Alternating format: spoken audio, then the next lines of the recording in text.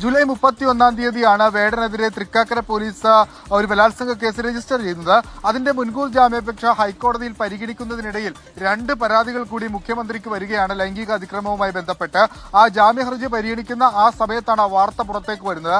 അപ്പോൾ ഇതിലെല്ലാം കൃത്യമായ ഒരു ഗൂഢാലോചന നടക്കുന്നുണ്ട് എന്നാണ് വേടന്റെ കുടുംബത്തിന്റെ ആരോപണം. കഴിഞ്ഞ ദിവസം സെൻട്രൽ സ്റ്റേഷനിൽ ഒപ്പിടാൻ വന്ന ഘട്ടത്തിൽ വേടനും സമാനമായ ആശങ്ക പങ്കുവച്ചിരുന്നു. ഗൂഢാലോചനയുണ്ട്, പക്ഷേ അതുമായി ബന്ധപ്പെട്ടുള്ള പ്രതികരണത്തിലേക്ക് താൻ ഇപ്പോൾ തയ്യാറല്ല.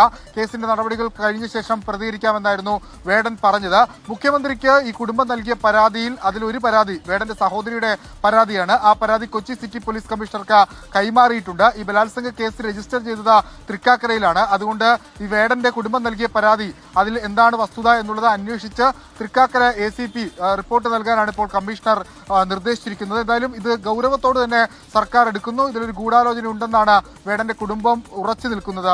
കണ്ടില്ലേ?